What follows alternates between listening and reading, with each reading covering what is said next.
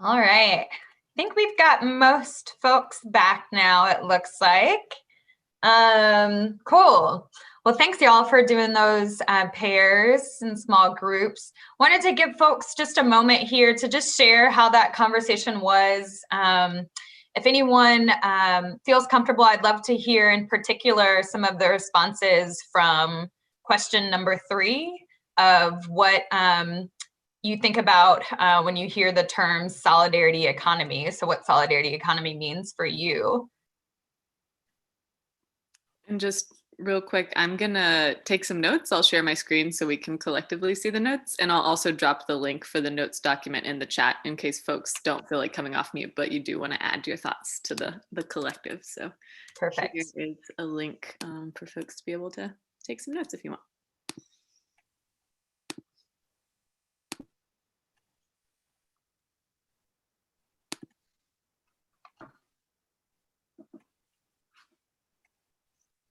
So I could share.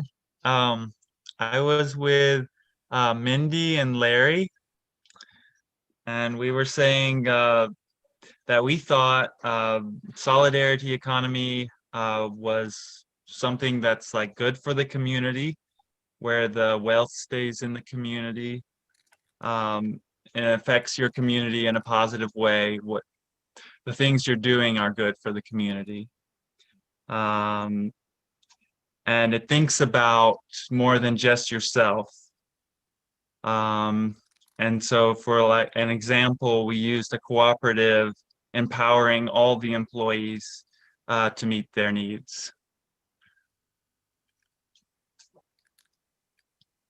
Beautiful. Yes. I love the emphasis on community and keeping things in the community, meeting the needs of all of the folks. Yeah. Great. Do we have anyone else that wants to share? Again, you can drop it into the live notes, or you can just come off mute and share any pieces that came from your conversation.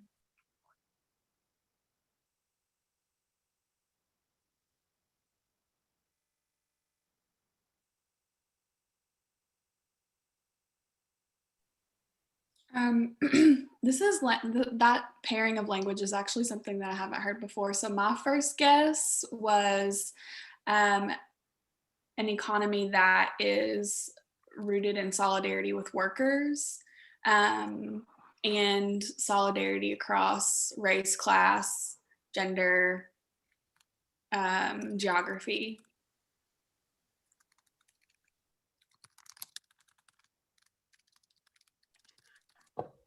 Thank you for that. And that I feel like is definitely a part of the solidarity economy as well. So I'm glad that you raised that.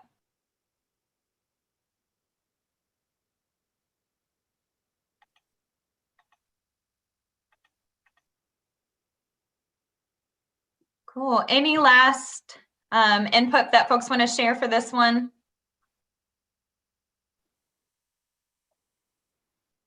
Just to add a really quick thought. This is Brendan and Selma. Aubrey and I were talking, and she pointed out the idea of it feels like it brings the idea of community into the economy.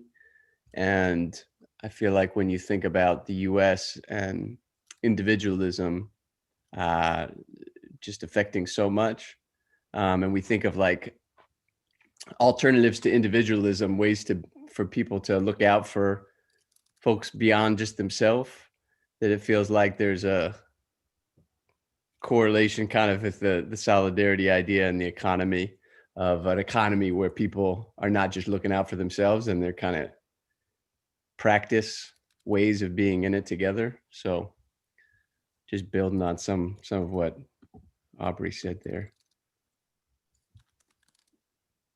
Love it. So yes, so not just looking out for yourself, looking out for the full community, kind of the antithesis of individualism in many ways. Thank you for sharing that. Cool. Well, we'll keep it moving. Thank you all for sharing those thoughts on what that word means to you. And so we'll dive into now a little bit of like a solidarity economy 101. I want to preface this by saying first that we'll start out with some of the kind of like academic, somewhat global, or a little bit more academic-y sort of definitions of the solidarity economy, but then we'll bring it back down. So I just wanted to make sure that we were covering some of the things that folks use as some of the main principles across the globe when they're talking about the solidarity economy. But then again, we'll definitely bring it back to ourselves, our communities, and what this looks like within our own work and within our own community. And I want to just share too, so when we're talking about, you know, what the solidarity economy looks like to folks or what you think of when you think of that term, one of the things that really comes to mind for me is my father, and in particular, when I was growing up, and he had a garden that he would grow just a ton of okra, a ton of blackberries, and our neighbor, Mr. Amos, also had a big garden, and he grew a lot of strawberries. And so my dad, every year when he had extra harvest of his okra and his blackberries, he would barter with Mr. Amos for his strawberries, because my dad couldn't grow big juicy strawberries like Amos did. So we would have that sort of trade amongst our families, so that, you know, the surplus that each of us had from our gardens, we were able to share that with our neighbors and with our community. And the same thing with my dad and his blackberries, and he would trade my Aunt Emma for her white Russian cake that he just absolutely adored. So we would get this beautiful cake every year, and he would give her a couple of bags of his blackberries. And then even with my mother doing childcare swaps, so she would watch my cousins and some of our other family members, like her nephews, and they would come to our house a certain day of the week. And then other days of the week, her sisters or her cousins would watch the kids as well. So we had those sort of childcare swaps that happen in the family. So just wanted to note that as some of the things that I think about when we talk about the solidarity economy. And again, just really grateful that you all were sharing your own ideas and what it means to you as well. So let's do a little bit more about the solidarity economy. We can go ahead and go to the next slide. So some of the principles of the solidarity economy that are pretty commonly accepted across the globe about what it actually looks like on the ground is folks consider it to be an alternative framework that's grounded in practice and these core principles. So solidarity and cooperation, equity in all dimensions, and everything from race, ethnicity, gender, class, etc. Social and economic democracy, sustainability, pluralism, which means that in many ways that there's a number of pathways to reach our goals. So it's not just a one size fits all approach. And an economy that puts people and planet first. So this, of course, lifts up a number of things that many of you brought up as well when thinking about the solidarity economy. And we can think about it in other words. You can go ahead to the next slide. As a global movement to build a just and sustainable economy that, again, puts people and planet over endless profit and growth. As folks have said, definitely rooted in community, rooted in the whole as opposed to the individual. This is something that really has grown out of social movements in Latin America and the global South and other places across the globe, and provides a real alternative to capitalism. So that communities can govern themselves through a number of different ways, including cooperative and public ownership, participatory democracy, and a culture of solidarity and respect for the earth. So these are some of the different definitions, the different principles that folks across the US and the globe are really turning to when they think about the solidarity economy and how they can live that out in their communities and in their work. Next slide. And again, like I mentioned, a lot of that can, some of the principles may seem a little bit more academic. When we think about what this actually looks like on the ground, it's a lot of what we've already talked about. It's that bartering that we might see between gardeners or farmers. It's the childcare swaps that we've talked about. It's things around like worker ownership in the workplace and employees who are owning the businesses that are in our communities. It's around community control of housing and folks being able to have co-ownership and co-stewardship of land and of housing. So there's a number of different pieces within our communities that we can turn to look at for ways that the solidarity economy is being lived out in the community around us. And next slide.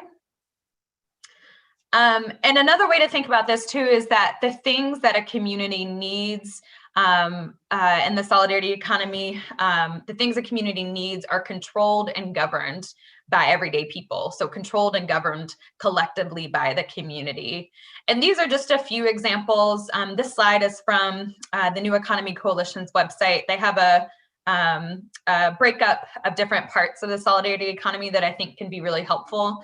So when you think about all the things that we need to survive, land and food, we need some access to technology and the media, energy and utilities, housing, work and labor. So these are a number of the things that are constantly around us, things that we need to thrive and survive.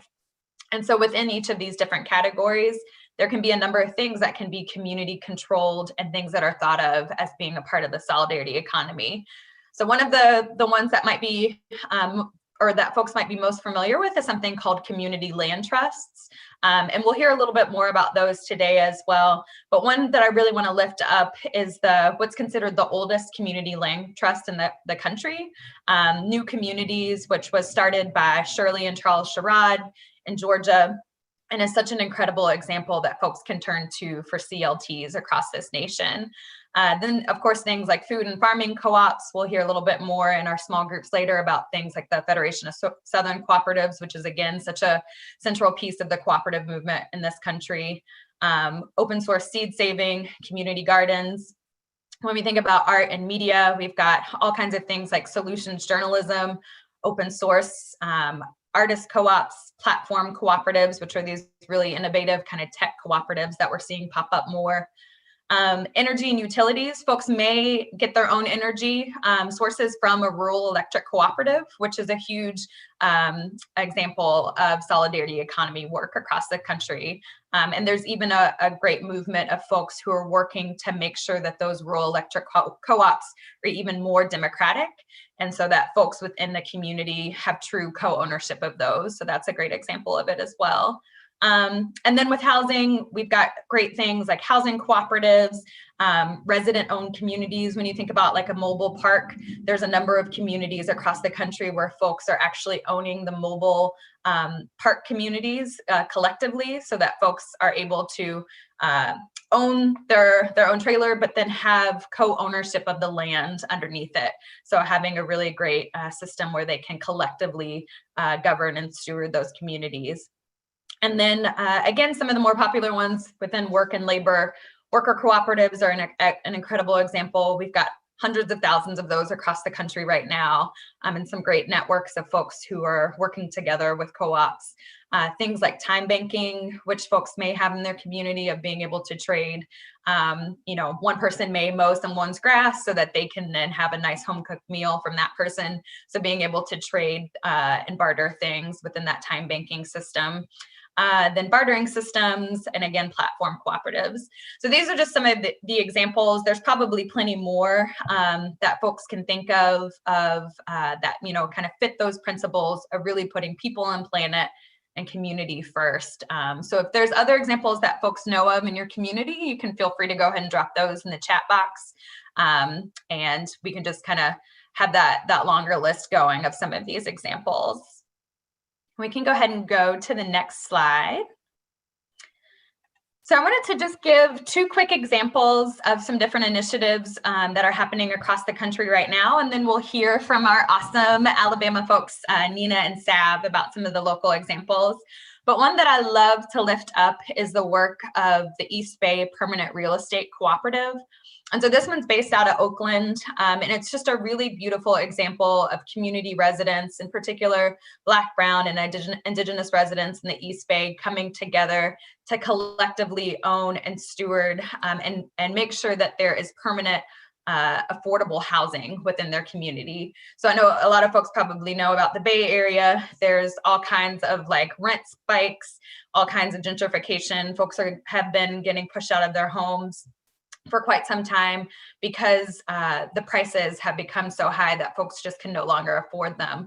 So this is an example of communities coming together so that they can invest into a fund that helps them to collectively purchase and steward and govern these different places for folks to live. So you'll see here some of the basic steps that folks take. Residents invest about $1,000 each into a collective fund. The organization EB-PREC uses that money so that they can buy properties in Oakland and the East Bay. And then the people who are already living in those homes or in those properties are able to stay there and build equity. And then folks get trained on how to manage the land, how to manage the housing cooperatively so that they're able to do it without landlords. And then folks then are able to co-own and co-steward the property. And this is a really innovative model too, and where there's actually a return on investment. So it's folks are investing in this property, and then after the typical, the wait that they have right now is about 10 years, I believe. So after that 10 years, folks actually get a return on their investment in this property. So it's a great way for folks to be able to collectively do this together and ensure that people are able to stay in their homes and that it's permanently affordable for the community. We can go to the next slide. And then the next one I wanted to talk about is one that's actually like super close to home for me. So this is a project I work with and I helped to start here in Louisville. So this is a childcare cooperative called Play Cousins Collective, and this would fall under some of the work and labor solidarity economy pieces that we discussed.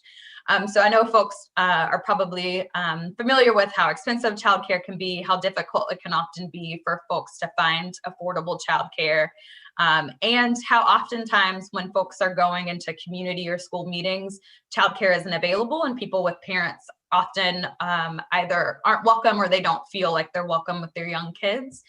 So Play Cousins was started several years ago to provide that community childcare offering to folks. They go into spaces where parents are often expected to be, like a school meeting or a community event or meeting, and they provide community childcare to the children so that the parents are able to participate in that meeting and help to shape their community for the better. So it's something that is a membership program, and also in many ways, different pieces of the organization are cooperatively run. There's also a homeschool co-op where parents help to co-manage a school for children who are already homeschooled but want to have some sort of supplemental education. So folks can have their children in the program, and then the parents each get a vote and a voice on how the school is run and what sorts of lessons the children receive, the timing of the schools, the price of the school. So it's a way for folks to be able to have a collective voice in community childcare and community schooling. And we can go on to the next slide. So I'll stop here, and we'll have some time for questions as well at the end, but folks can feel free to add things to the chat box. I'll go ahead and pass it along to our two awesome Alabama folks who are gonna give us some examples. We've got today Nina Morgan, who is with GASP, who I believe will be speaking first. And then we've also got Sav Miles, who is with ASAN, and both of them are with a number of different projects. So I know that there's a lot of great solidarity economy work that they're both doing that they can speak to, but really wanted to make sure we're grounding all the things that we're talking about today and what's actually already happening in your community. So I'll pass it to Nina first. Well, thank you, Siobhan, for that really great overview of what the solidarity economy is. And just to check, can y'all hear me? Because my internet's kind of iffy right now. Okay, good. So yeah, again, my name is Nina Morgan, and I'd like to extend a lot of gratitude and feelings of appreciation to ASAN for inviting me to talk to you all today and just be in space and talk about the work that I've been doing and my comrades here in Birmingham have been doing to really create these foundations and these different catalysts for having a thriving solidarity economy in Birmingham. And so I'll start by talking a little bit about, who am I to talk to you all today? And I'm hoping to keep this at 10 minutes, because I know we got a lot to do and talk about. So if I start reaching time, y'all just let me know.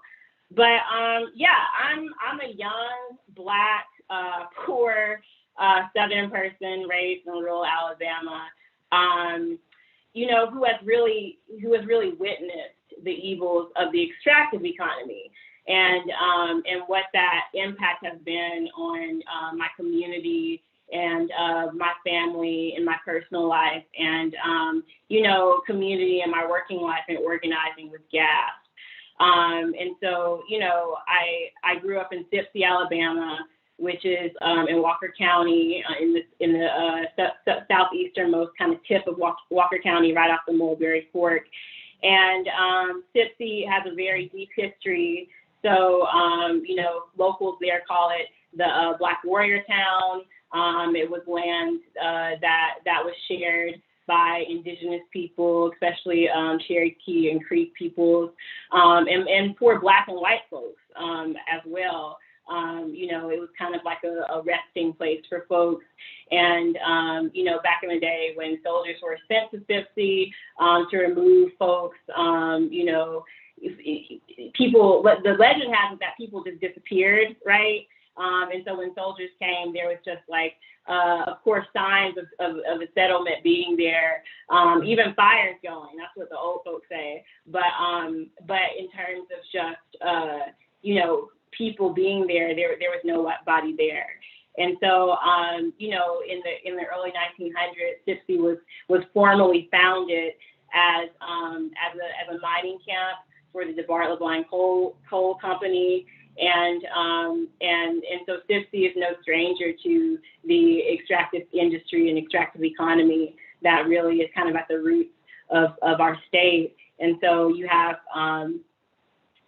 people like Gary Neal Drummond, who was when he was living, was one of the richest folks in the state of Alabama, who lives right down the street from me in Sipsey, Alabama. And you have border to the town, the Burton Bend mine, surface mine, that's owned by McWane Inc., as well as other lands owned by Alabama Power, Reed Minerals, Drummond Company, you name it. And so it's a place that I grew up in that, has this very interesting relationship to industry. And I got to, witness and listen to how the impacts of that really did a doozy on the community. And so yeah, seeing people, working crazy hours just to survive, seeing, because of that, and because of a lot of back-breaking manual labor, that people had to do to survive and take care of their families, seeing people with no health care kind of, break down over time, people in my own family, and seeing this constant divestment from public education as well. And so that's kind of the context when we talk about the solidarity economy. And, that's the alternative that we're living in right now, is the extractive economy, where we see, the processes play out over a long period of time, where you have profit, that's being prioritized over people and their well-being. And so that's my background and my experience that really, is where I'm coming from in this conversation. And I think that, people, especially who intimately understand struggle, oppression, and subjugation, right, of these systems, can also understand that too. So I'm excited to really get into this conversation and learn from everybody about where they're coming from, and having a conversation about the solidarity economy. And so, like Siobhan mentioned, currently I'm a climate and environmental justice organizer at a small nonprofit in Birmingham called GAS, which stands for the Greater Birmingham Alliance to Stop Pollution. We're very small. We only have we have 4 full-time staff, and we recently hired Keisha Brown of Harriman Park in North Birmingham, who's working with us part-time, which is very exciting. And GAS has 4 kind of main buckets of work, being healthy air, climate and energy, clean renewable energy policy, environmental justice, and storytelling. And so in terms of environmental justice, and a large part of the work that we've been doing in its relation to the solidarity economy, we do a lot of work in North Birmingham. And so I'm sure, you know, everybody on this call is familiar with Birmingham, but Birmingham is a very unique city because the way it started was because of the resources, right? The natural resources in the area. So Birmingham kind of sprang up in this like industrialization period because there were 3 ingredients for making steel. So iron ore, limestone, and coal, right? And so those unique things really informed the industrialization of the area. But, you know, unfortunately, as we know, that kind of industrialization really externalizes the most, you know, hazardous, you know, offsets and outcomes to some of the most underserved, vulnerable communities like North Birmingham. And so usually when I talk to people about this portion of our work, I didn't prep any slides today, but I show the redlining map of Birmingham, and I circle an area of North Birmingham, which we know is the 35th Avenue site, which is comprised of 3 different neighborhoods: Collegeville, Fairmont, and Harriman Park. And, you know, you can see how, you know, this kind of industrialization, the legacy of that, you know, combined with the Jim Crow South and environmental racism, you know, things like redlining, harming Black communities especially, played out in Birmingham and really led to what we're dealing with now in North Birmingham with the issues of air, toxic air and toxic soil that people are having to live within. And so I always talk about this too in the context of North Birmingham being a place that changed the world, right? Because you have civil rights movement leaders like Reverend Fred Shuttlesworth that came out of Collegeville, which is a neighborhood in North Birmingham, who worked very closely with Dr. Martin Luther King.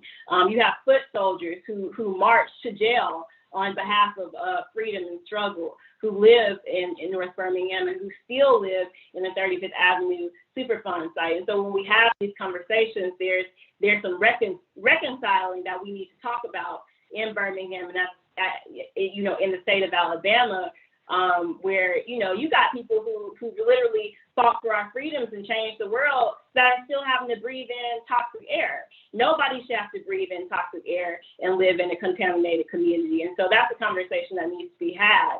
And within that work, as an organizer with GAS, we come to this point of coronavirus, right? And so, you know, the characteristics of a Superfund site is the contaminated air, contaminated soil. There's been no comprehensive health assessment in the area.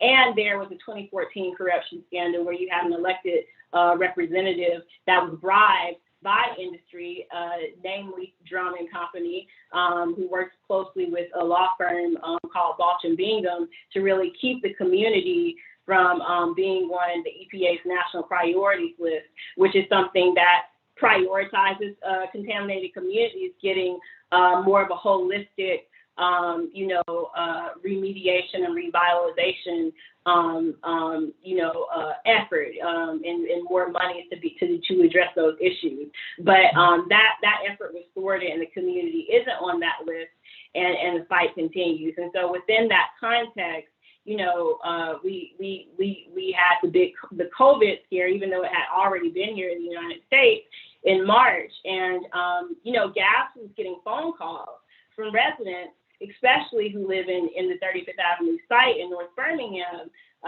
where you had a lot of, you know, North Birmingham is a largely elderly community.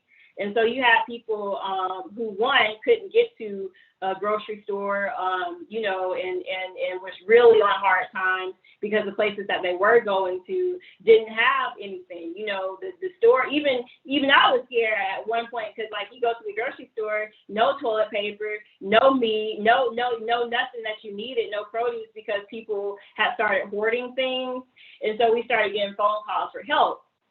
And so we started working with Keisha Brown, a community leader in the area, to do kind of like guerrilla style, you know, trying to get donations from churches and well-resourced organizations of produce and food to then deliver to, you know, the sick and shut in, single moms, families, people who were really on hard times because of COVID, people who had gotten laid off, and people who just didn't have access to foods and vegetables and stuff.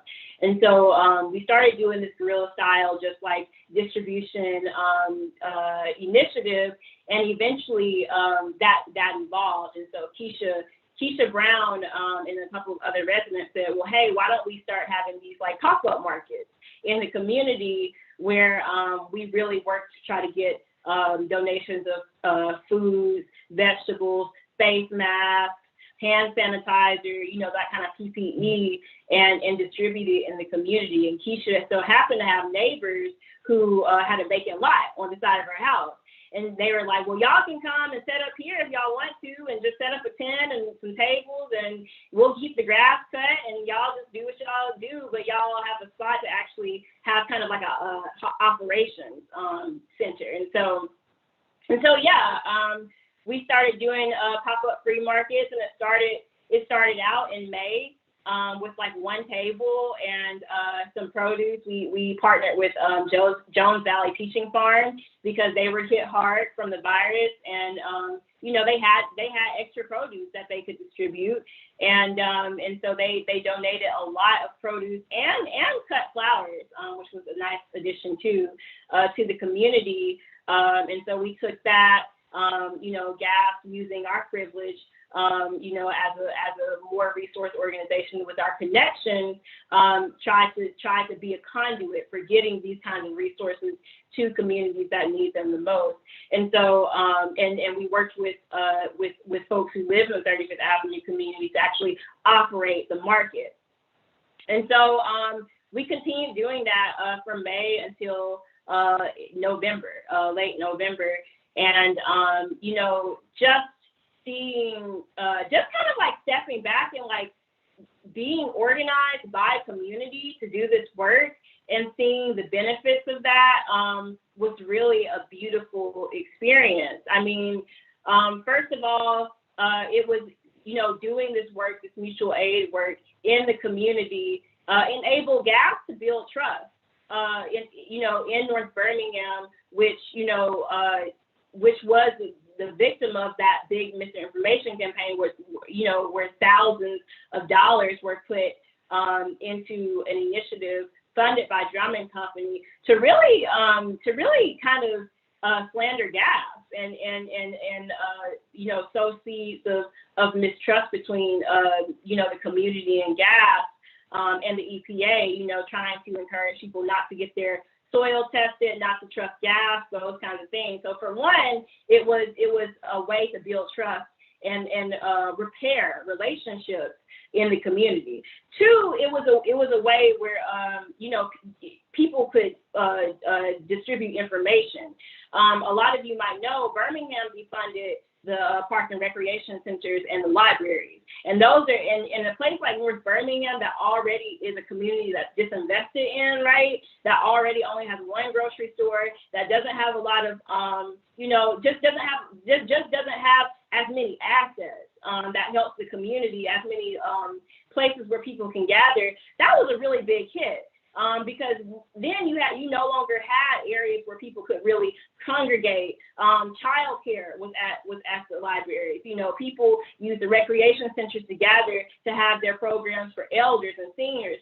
And that was no longer there. That was no longer available. And so the pop-up markets became a place where people could come together in a safe way, social distancing, to commune, to distribute information. We had tables where people could set flyers, kind of like a community bulletin, so to speak. And so that was kind of like the second benefit, in addition to trust, just having that commons, like having kind of like in this time where like the commons was being taken away, like the libraries and the recreation centers, we kind of, in an organic, grassroots way, rebuilt the commons again. And so that was another benefit, as well as, being this restorative space where relationships in the community could be strengthened. There was a lot of grievances between two leaders in the community in particular. I won't say any names, but they kind of were forced to like work together to do the pop-up market. And it was an older woman and a younger woman, and they weren't getting along, and they were kind of butting heads.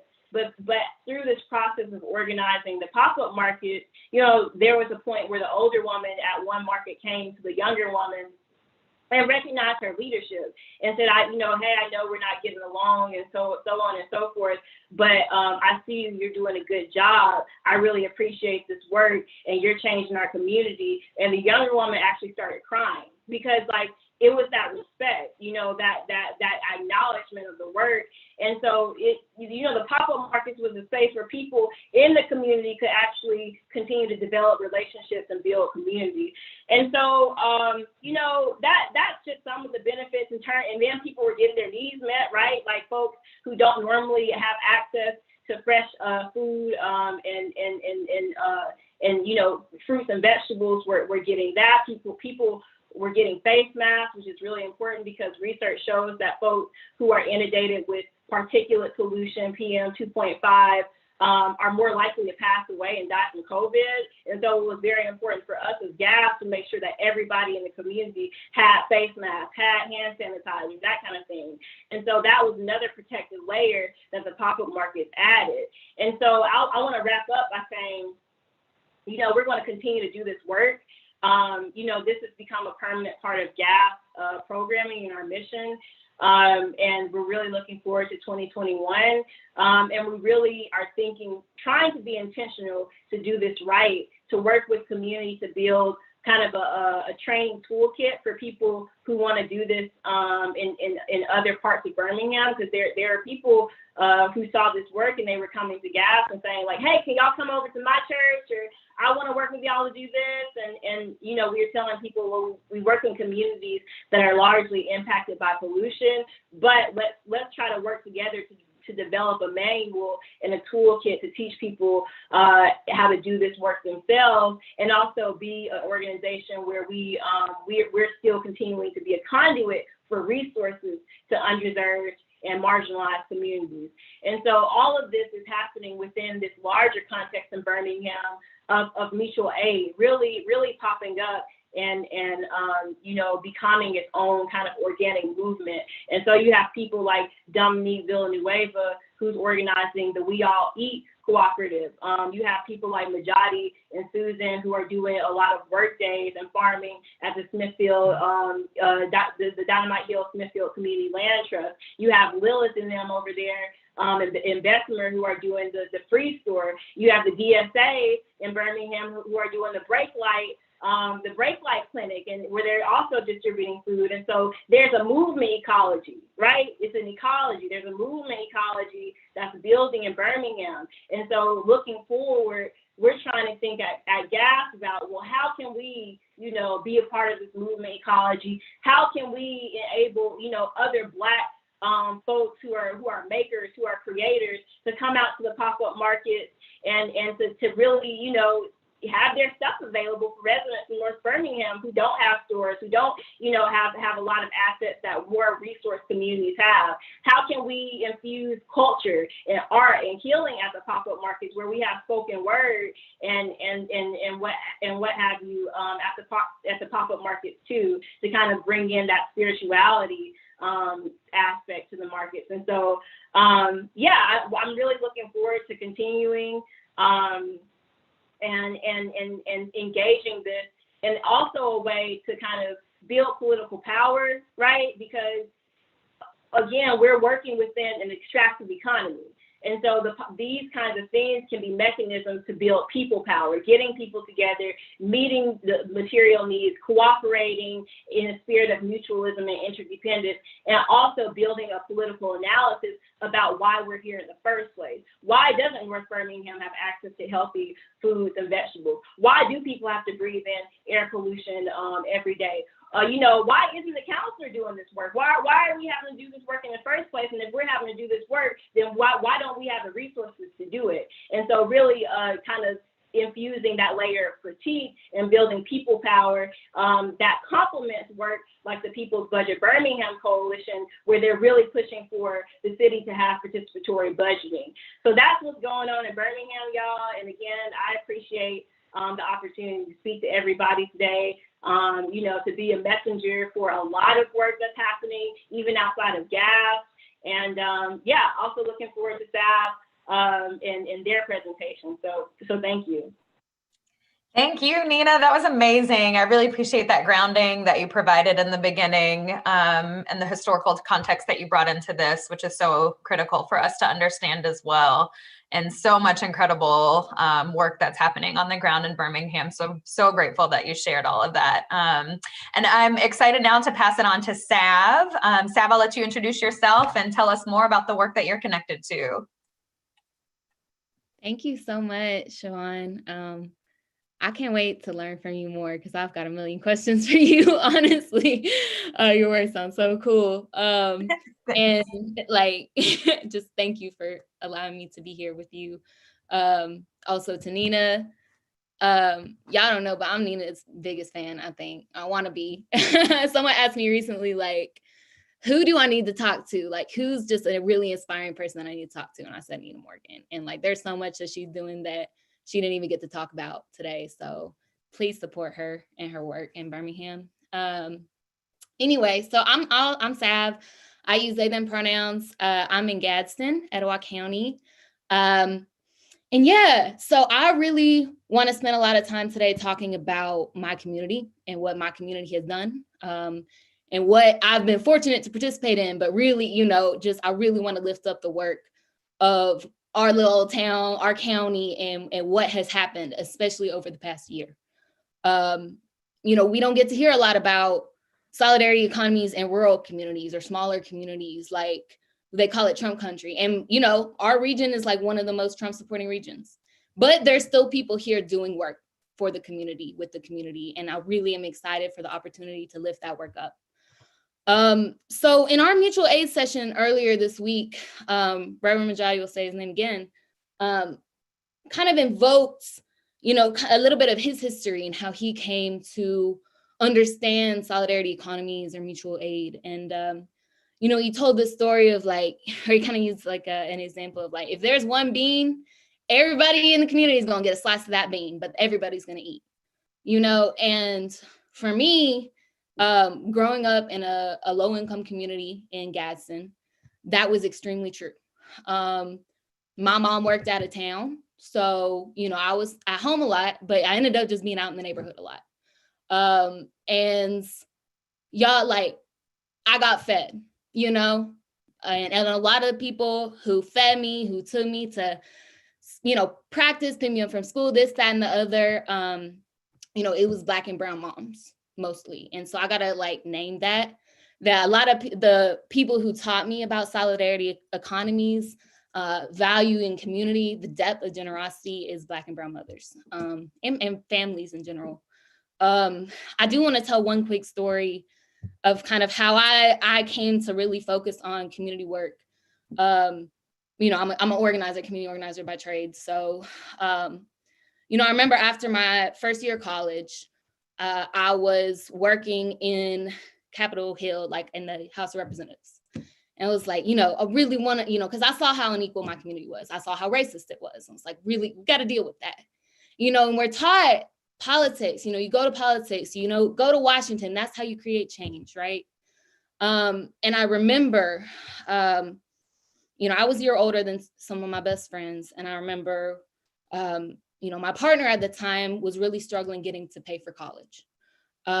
He like had single parent household, lived down the street, like, you know, he really needed to get out of that house. It was a lot of abuse and drug use and all of that, you know, but, you know, his mom didn't qualify for loans. She didn't have credit. And he had scholarships he was in, but he couldn't cover up that extra gap. And I remember like going to the chief of staff of the US House representative and just being like, look, is there anything that you can do? Like, is there any other loans? Like his dad was a vet, but he had, you know, wasn't in the picture, but like, is there anything, you know? And I was waiting and waiting weeks and weeks, just like stressed, like, you know, because it was not a good situation. And I remember getting this call. I was at work at the internship, like in the house, and getting this call, and I was standing outside, and it was my best friend growing up. And she was like, hey, like, I know your partner, like he doesn't have enough money to pay for college. And my mom and I were talking, and we have enough money to give to him to pay for school. It was about $2,000. And I just was like, shook, and what really stood out to me was, the reason that money, that was her college fund, that she wasn't able to use because people who aren't citizens in this country can't get student loans. So similar situation, she was in school, couldn't afford it. Her mom recognized, she was like my other mom growing up. Like, we didn't even speak the same language, but just because she knew me, she knew him, she was like, look, let's share this. Y'all have a need. We have this to meet your need. Like, we're going to give it to you, And that for me, that did it. It's like, okay, like where I'm at right now, this ain't it. This ain't working. What does work is community and solidarity. So I just wanted to offer that up because that's, I'll never forget that. Anyway, so just quick, again, I really want to talk about the community work that's happening in Gadsden. This is one of my favorite places in the world. This is Cherokee Rock Village. Just want to acknowledge I'm in Gadsden, which is Cherokee lands. It's really beautiful and worth saving and worth protecting and stewarding. And I just want to acknowledge that Cherokee people did that for 10,000 years before we showed up. I really appreciated what Siobhan said earlier about, how solidarity economies grow from social movements. In one way, they grow from a culture of solidarity, and that's what I was trying to get at earlier, which is definitely not always the case. In my personal home, there was a lot of that individualism, right, that popped up. There's a lot of that, we don't talk about our problems, right? We don't ask for help. But I saw an alternative to that in my community. And so, part of this solidarity comes from that culture of sharing and collaboration. And part of it comes from, part of it has come and grown from the Black Lives Matter movement that really sprung up throughout this summer, or that has been going for years, but in my town really sprung up this summer. So I would be remiss if I didn't acknowledge the power that grew from Black Lives Matter in Gadsden. And how deeply rooted it is in solidarity. One of the main organizers, I'll say names because their names deserve to be said. Jerome Gunn, for example, like his business was the home for BLM protests. He also fed the homeless every Sunday, just because that's what he did, that was just part of it. It was resisting and building together, having both. And, I'll talk about, there was so much powerful movement and momentum that came out of the summer, and so many wonderful projects that sprung up from the uprisings, and, I want to talk about building, creating, and sharing. And we also have to recognize, right, sometimes we gotta resist too, right? And I want to name that. And I remember talking to Nina about a year ago up at a Stay Institute, and we were talking about building movements and creating coalitions. And she was like, wait, but what about resisting? Where is there space for that? And we got to make space for that. And that was such a salient point. And so, yeah, people really showed up in Gadsden. I didn't know that it was possible, but it was. And through this solidarity, I got to say, like, crowdfunding even has been a pretty incredible way to see how communities show up, like just in the first, one of the first months of protests, Black Lives Matter set up a community fund and raised $6,000 for community initiatives. Grassroots, not nonprofits, ones that aren't getting grants, and, same thing when, one of the leaders was targeted and arrested, that's a whole nother story, but his bail was raised, people showed up. So, and I just gotta say, a lot of the people who organize this are young people. And I don't say that to say that older people can't get involved in solidarity economy work or movement work or anything like that, because they're our elders, they're our leaders, they're showing us, And at the same time, I say that there are a lot of young people involved. Every single person in here is under 30. That means we don't have a lot of resources. That's why I say that, because it's possible to do this without a lot of resources. It just takes relationships. Like half these people I've known since high school, you know? So going in, I'm really gonna try and be quick. I'm sorry, I'm gonna be very, very quick. So I just gotta name some of the solidarity that I've seen. You know, we gotta talk about Shut Down Etowah, another wonderful group that came together with Black Lives Matter on Father's Day for a march, showing, you know, there is solidarity for anyone who's incarcerated, right? Especially Black and brown men specifically, and women who are incarcerated at much higher rates, disproportionately higher rates. So, you know, and we talk about the economic piece, right? You know, Shut Down Etowah and the work they're doing right now with Etowah Freedom Fund. You know, this is a wonderful example of rural and urban solidarity, because a lot of that base is in Birmingham. But that doesn't stop this base from showing up to a protest in Gadsden and coordinating the release of about 20 people who have been incarcerated in ICE, who have been able to come out over the past few weeks. So that means raising funds for a ticket. That means meeting them when they get out. That means taking them to the airport. Like, it's crazy, y'all, but it's happening. You know, it is happening. So I got to give a big shout out to Shut Down Etowah Freedom Fund for that work. I got to talk about Project Speak Out, which grew out of, there's so many projects that grew out of Black Lives Matter this summer. This is one of them, Shambrika Dozier's work. Solidarity is, right, showing up, fighting police brutality, and also fighting, you know, other challenges that are causing pain and grief, and holding time and space to grieve together. And this was when Project Speak Out, as a youth organization, held a vigil for a young person who was lost to gun violence in our community. So, you know, it's taken time and space to release, you know, the emotions that we have and the pain that exists. And I'll bring that back, showing the solidarity in a second. Another piece that we've been able to make happen is the Gadsden Free Store, which was inspired by the Birmingham Free Store.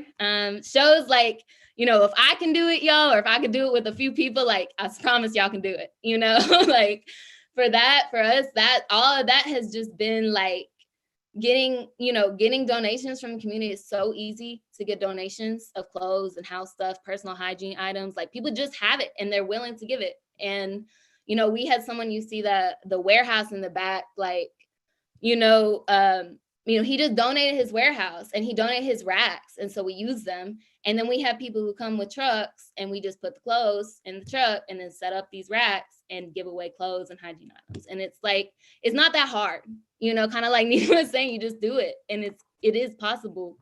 But, you know, it's been made possible through relationships, not very many resources though. And, you know, we were able to partner with, again, Project Speak Out, with a local church, just who was already giving out food, just to like show up however we can. You know, others, like, you know, I just want to name like Project Speak Out Youth, for example. Like, they showed up to the Free Store to volunteer. You know, like, there's so much solidarity just in the movements, not only in Etowah County, but like all across the state.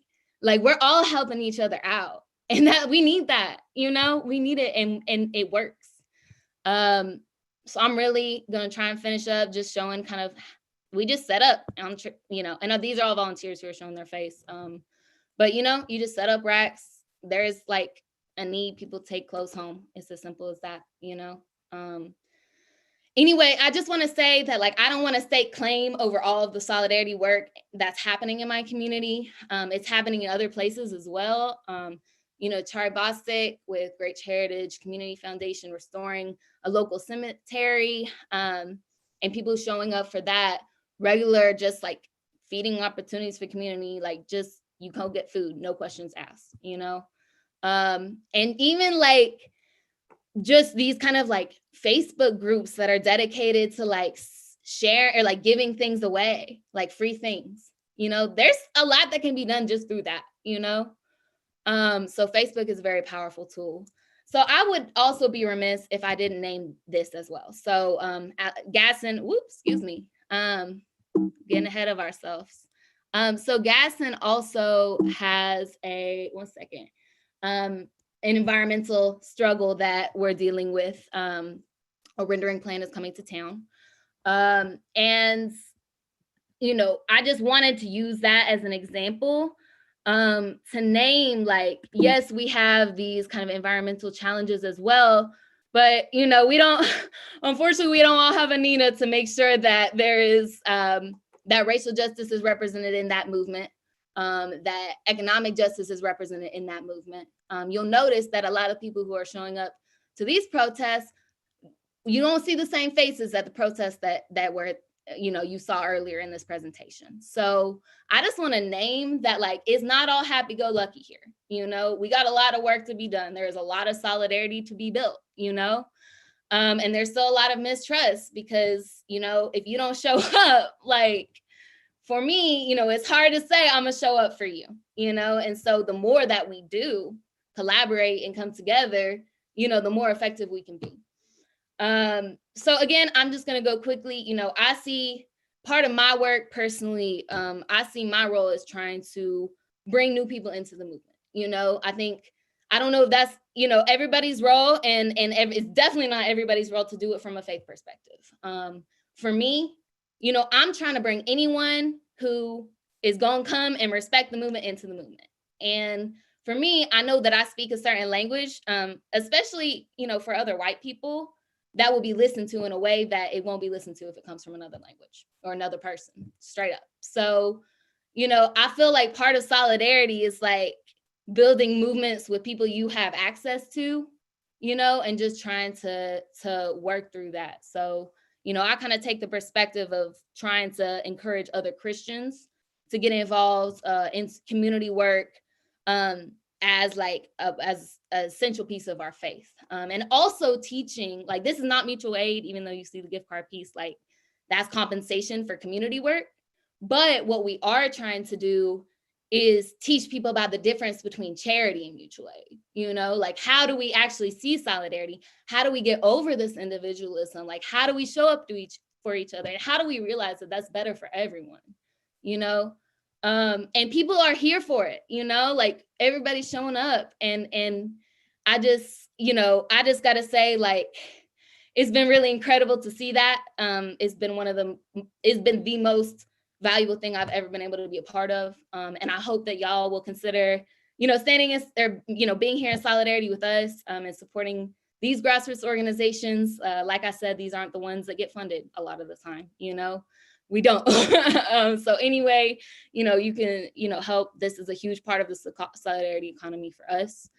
And just, I just wanted to close by saying thank y'all so much for hearing this, for being here, for showing up. Like we said, that's just such a key part. And, no matter how many resources that you have or don't have, we can build the world that we want to live in. We just got to get started. So thank y'all so much. Thank you, Sav. That was incredible to hear about all of that amazing work that's happening. And one thing that really stuck with me that I just wanted to lift up real quick, you mentioned that you and Nina had discussions on the resistance piece. So just want to uplift how critical that is, like you all mentioned. And something that I think a number of folks in the solidarity economy movement, in particular, a group called ASAN, the U.S. Solidarity Economy Network, really lifts up, is that key connection of resisting and building. So that thought of we've got to resist, and that's a critical part of how we survive. And we also have to build the solutions that are going to take us to the things that we want to see. So I love how you brought that up and how you all have discussed that before as well. So we're gonna open it up here. I know we've been talking with you all for a little bit. So I want to open it up in case anyone has any questions. We can take a couple of questions right now, and then we'll spend the last chunk of this session in some small groups, and then coming back to a big group to report back and have more questions together. But just want to make sure if anyone's got any burning questions at this point, you've got a chance to ask them.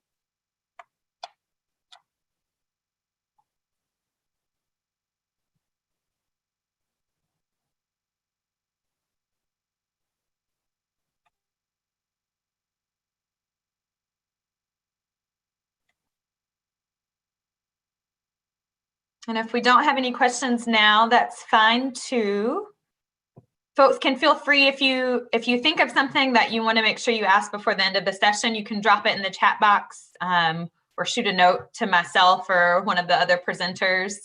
I'm seeing some of the Yeah, mad love coming in the chat box for both of y'all. Thank you.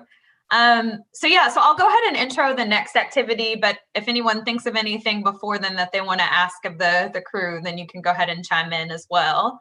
But so now we're going to dig into solutions from across the globe. So we just heard about some of the incredible work that's happening on the ground.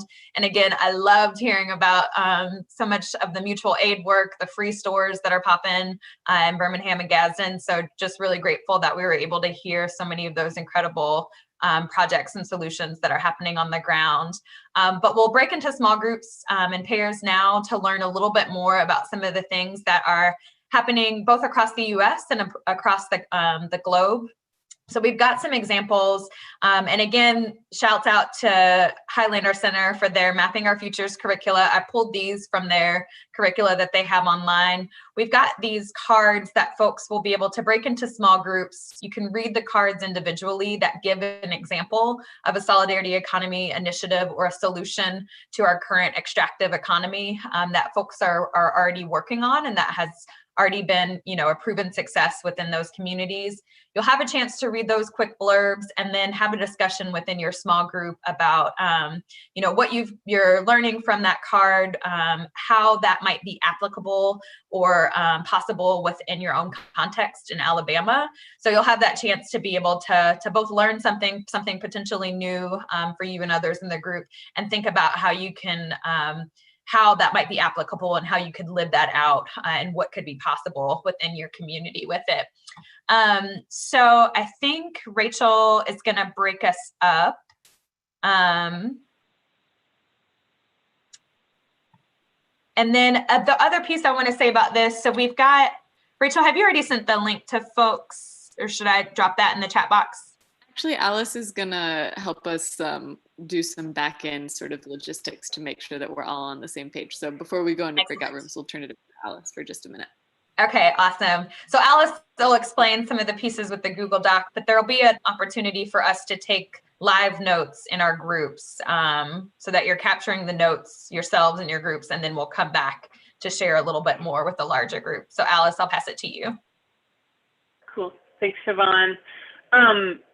Cool. Yeah, like Siobhan said, we're going to try a tech thing here to use some Google Docs and have a lot of people doing work in the same Google Doc all at once. So if y'all could actually do Rachel a favor in this moment, and if you're like somewhat familiar with and feel kind of fluent in Google Docs, if you could drop that in the chat and just say, I don't know, maybe just put anything in the chat to make your name pop up, and she will make sure that we sort of balance people who are newbies at Google Docs with people who aren't. And while she's working on that, I'm going to share my screen and just let you know or let you get a look at what this is going to look like. So we've got this long document, 16-page document, and based on the number of the breakout room you're in, so take note of what breakout room you're in, and that will correspond to what group you are. And so if you just scroll down and find your group, and then this will be the page that you're working in to answer these questions. And on the second page is the card that Siobhan mentioned with the sort of example, the beautiful solution that your particular group will be talking out and processing. So you'll see that this is a different set of questions and a different card. So there's 8 sets, and any questions about that? It's pretty straightforward for folks that are used to Google Docs. I'm going to stop sharing my screen so I can see all faces and see if anybody's got questions.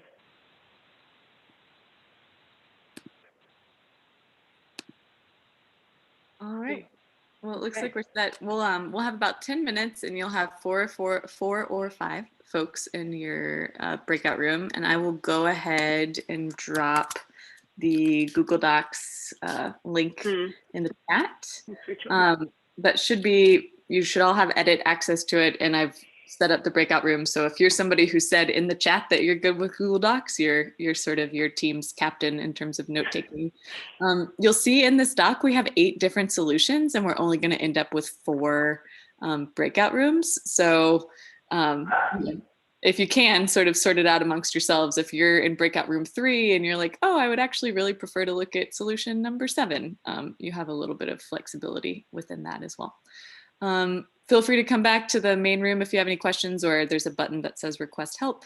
And I'll push everybody out into your breakout rooms now, and you'll have a 60-second countdown when it's time to come back. And we'll see ya on the other side.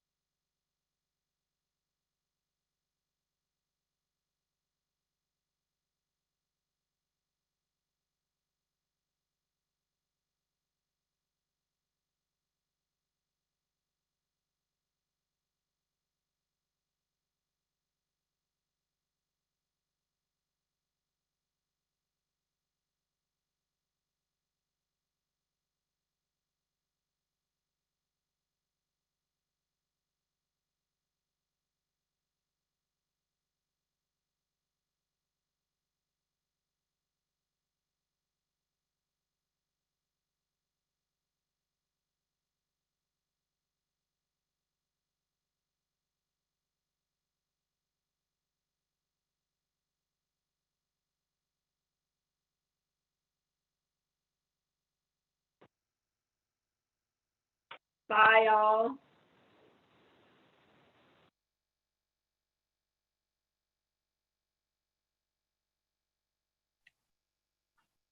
All right, we are back. That went fast. So thanks all for doing those small groups. Hopefully folks were able to have some good conversation there. We'll open it up now for a couple of things. We'll do a quick just report back from any groups that want to share some of the information from their cards and what your group talked about, of if there's any ways for these pieces to be applicable to the work that you're currently doing in Alabama. So we'll open it up for that, and then we'll have some time at the end still if there's any additional questions or things that folks want to discuss. So I'll open it up now for folks. Does anyone want to share what came from their group's discussions? And we can go through each number too if that's easiest, but want to see if there's anyone who wants to start.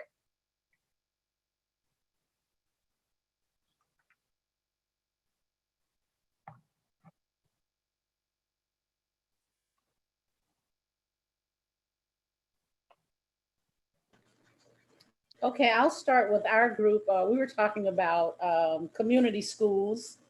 And does it seem like it's something possible? Like, really, what is a community school? What does it look like? Does it seem like something that we could do in our community or in the state of Alabama? So what we talked about was, having health clinics at the schools, having school gardens with learning spaces that help produce food for the students and for their families. And then you've got the health clinic there to help improve health. And the focus would be on whole person's social and emotional learning. And we think that bringing these sectors together creates solutions from what problems, I can't see the rest of it, but it's rooted in understanding of the community, and there is support from the community. I mean, we didn't say this in the group, but I think the spiritual support from the spiritual communities, churches. There's a lot that churches can do within schools that are not necessarily religion, but just to be supportive of the students, supportive of their health, supportive of them learning how to grow and to prepare healthy foods for a healthy lifestyle. Thank you for that. Yeah, the community schools example is a really beautiful one. Anyone else from that group that wants to share?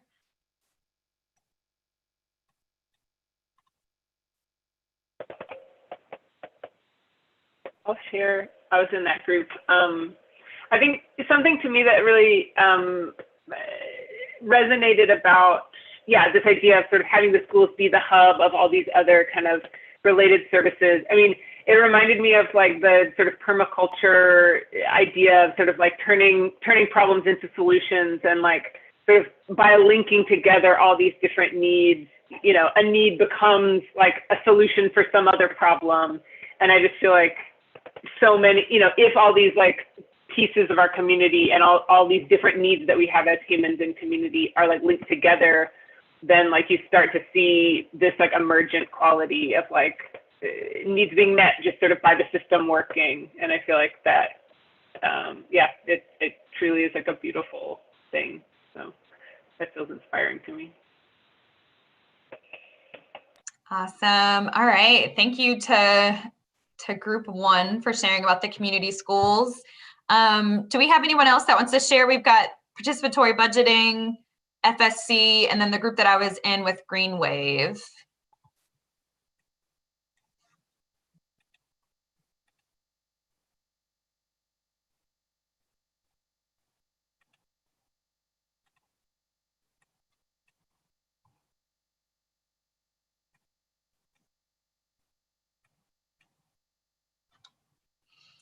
All right. Well, if we could do one more, I would love to hear for the full group, the PB one. Sorry to put y'all on the spot, but I think it's group 2, participatory budgeting.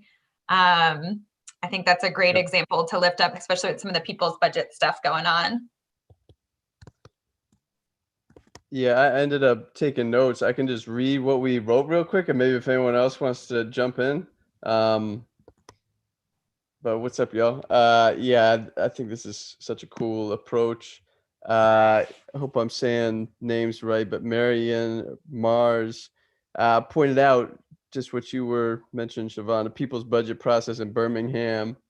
Said it's a good related example. People showed up donating things like yard signs to support it.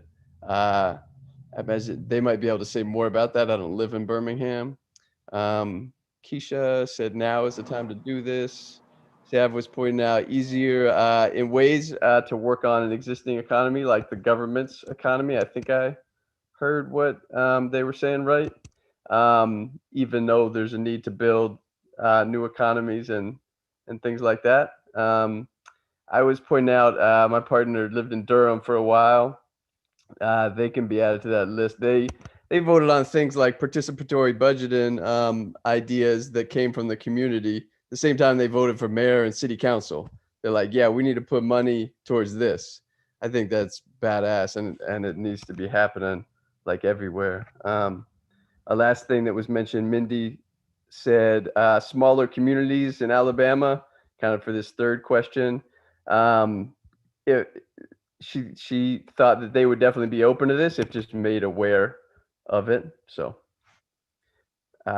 and then, like I said, anyone in the group could, I'm sure, go deeper with any of that. Yeah, thanks for that summary. That was great.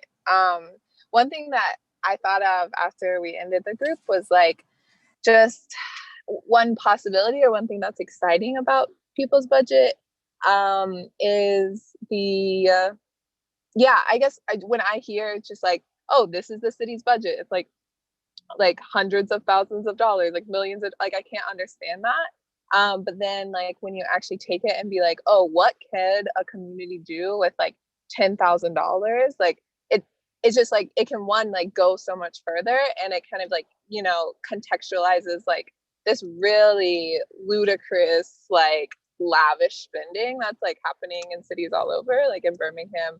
Just like when we look at like the police budget, it's like, how can we spend this much money on like, you know, we can talk all day about like, you know, whether we need police or not, but like if you're spending like hundreds of thousands of dollars like on like equipment that's not being used while people are going hungry and are dying in the streets, like that's unacceptable. And like I think the people's budget is just like it's a really good tool to kind of like spread that political education and like, you know, invite people into like, you know, a tangible way that they can like, you know, shift the material conditions in their lives and in their communities. So that's my piece.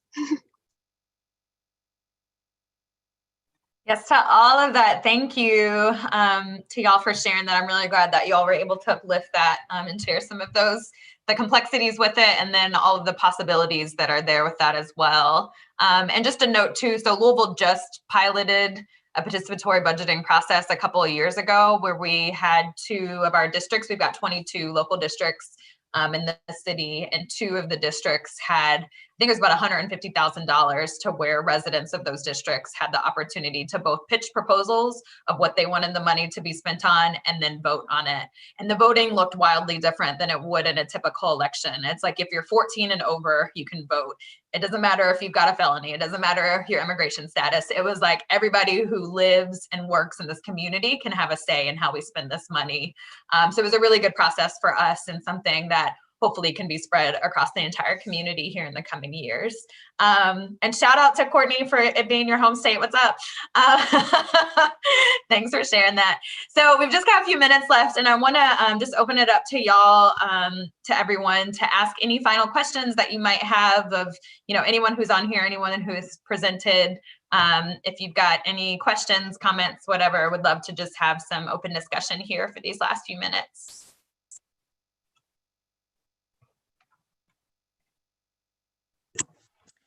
So I was just going to say I've really appreciated this, and I love being able to hear the examples that people have brought forth. That really helps open your eyes of what's already out there, but also what's possible to be replicated in other communities. So I want to lift y'all up and thank you for that. It's been great. Thank you.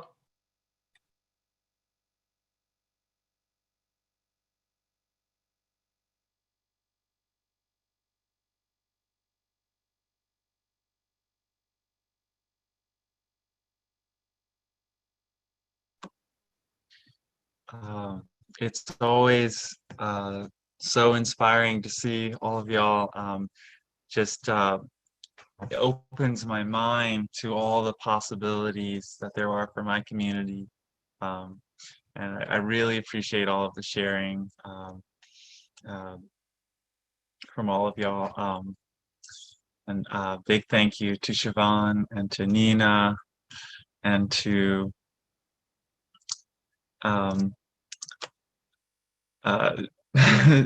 is it Shaz?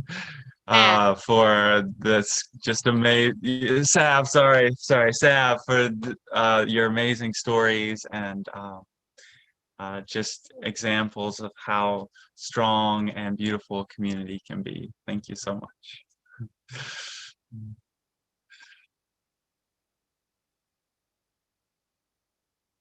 Thank you. I see one question in here from Brendan just about the process of participatory budgeting in Louisville. I can share real quick with that. And just a note, so a lot of that came from being in solidarity with other communities also. So there was a group, there's a group called the Participatory Budgeting Project, and a person who worked for them named Maria Haddon, who is now an alderperson in Chicago. And before she was alderperson, she worked for PBP, and she actually came to Louisville on my request, just out of like some like friend shit. I was like, can you come to Louisville and have conversations with our people about participatory budgeting? And so she came, she met with several Metro Council people in Louisville. She met with several of the state representatives, and she just started to plant that seed of how participatory budgeting can work, how well it's gone in Chicago. And that plus community advocacy and some of the grassroots organizations here, like really like continuing to follow up with those legislators, that helped to get it started here in Louisville. And we had a couple of folks who were in our Metro Council who wanted to be those pilot communities to be able to test it out. So they did a number of campaigns with some local grassroots organizations here to spread the word about the process, to make sure that folks had ample time to be able to pitch projects, and then also a several-week process for voting so that folks could have plenty of time to vote on the projects as well. So it was a collaboration between like our local city government who, you know, I think it's different for different places. It's not always the easiest thing to work with inside of the government and work with legislators. But if you have a few champions within your local city government, then that can be a great way to get PB off the ground. And Chicago is another really good example. So if folks want local context for it. And then one that's another beautiful Southern example is Greensboro, North Carolina. So I would definitely suggest folks check them out as well, because they've had a lot of success. I think around $500,000 or so that they've used for PB projects.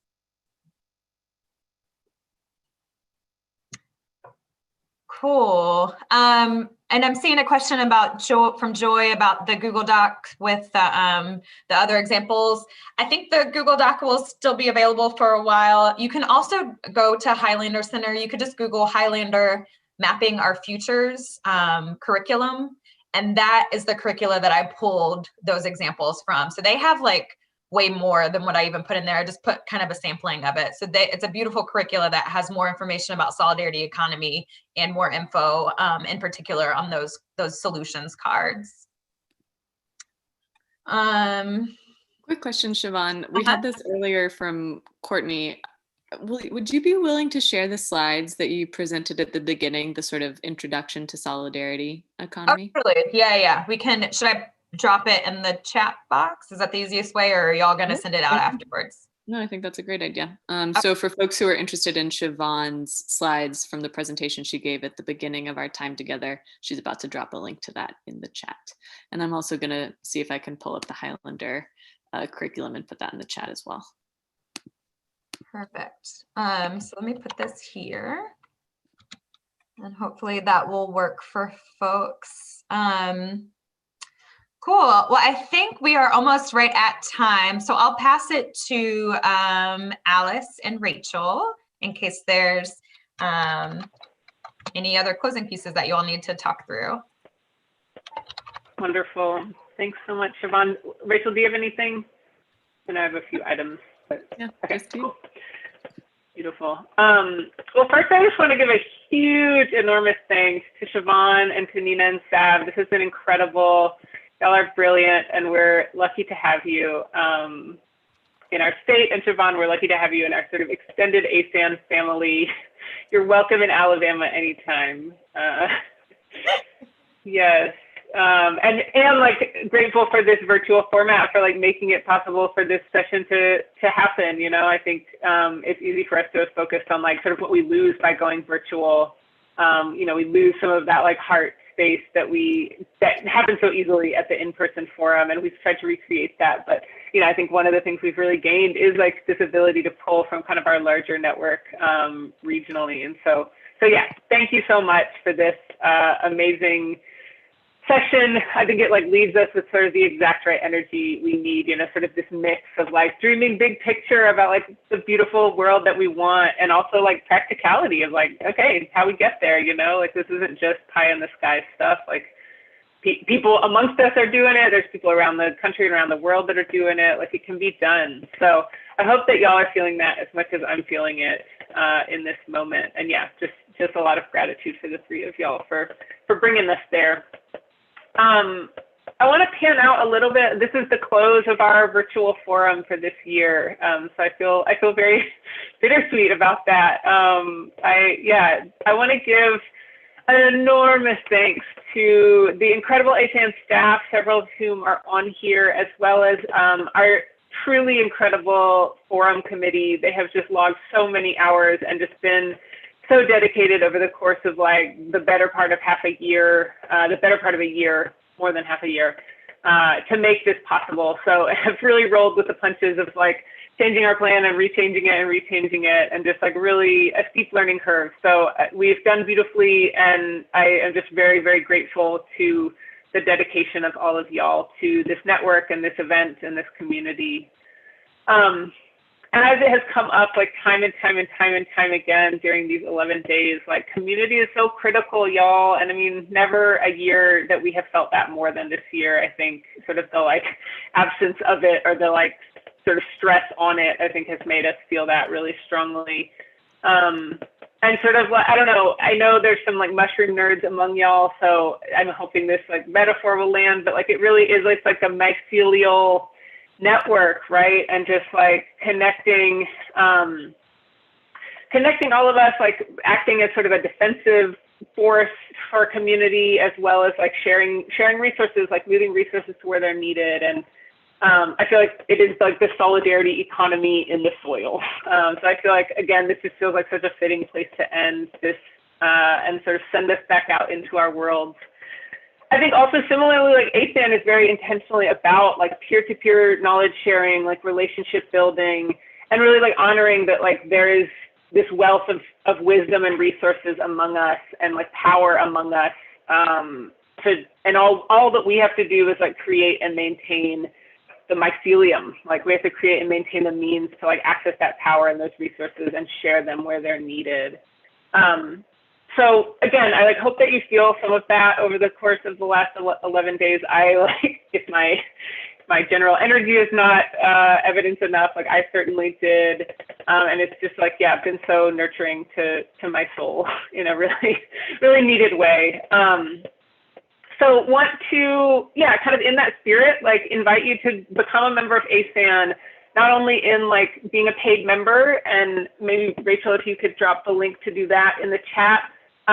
You know, paid membership is really important to like us sustaining our network, and also like become a member in the sense of like putting your time and putting your resources, putting your energy into this network. So, you know, stay tuned for like further opportunities to engage throughout the year, whether that's through Central Alabama Craft, our sort of farmer to farmer peer learning network, the Justice Committee, which you may have heard mentioned, is sort of information and super exciting, like our youth work, you know, more to come. Like we're growing in really exciting ways, and I just want to like, you know, this is one event of the year, and I want to make sure that we like stay in touch and stay in this community together, and really build that ecosystem like Nina was talking about earlier. I want to give just a sort of housekeeping heads up that for everyone who's registered for the forum, you will be getting a couple of emails kind of in follow-up that will include recordings. I know a lot of people have asked about whether this stuff is getting recorded. It's all sort of in rough form on YouTube right now, but we have some cleaning up to do. And so it will live on YouTube for eternity, I guess, as things live on the internet. And we'll send out links to that and sort of ways to access that, as well as like screenshots and quotes and like a final eval.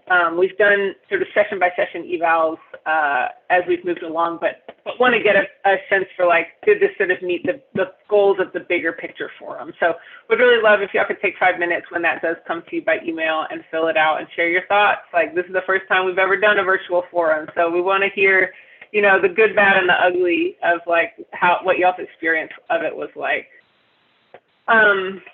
So yeah, with that, I want to give another huge thanks to Siobhan and Nina and Sav, as well as to all of y'all. I mean, I had said a million times, like, we are sort of co-creating this space together. So appreciate what y'all are bringing to this space. Rachel, if you could launch the poll for us. Just real quick before we launch the poll, I want to ask Sarah, who's done our amazing graphic recording. Sarah has shared her drawings with us on some of the past sessions. So before we all left, I wanted to ask Sarah if that's something you were hoping to do for this session as well. Yeah, I was actually hoping, I think that people can do the poll and look at the things. I would love to like have those happening at the same time and just let folks sort of spend as much. I know we've sort of rushed through the like preview of Sarah's work in a couple, like moving on, and I would love to just like let people spend time with it because they're amazing and beautiful. So big ups to Sarah for this amazing work. A lot of folks have also asked about these pieces, and like we will absolutely be sharing them like in all forms everywhere. So expect to see this work again. All right, with that, thank y'all so much.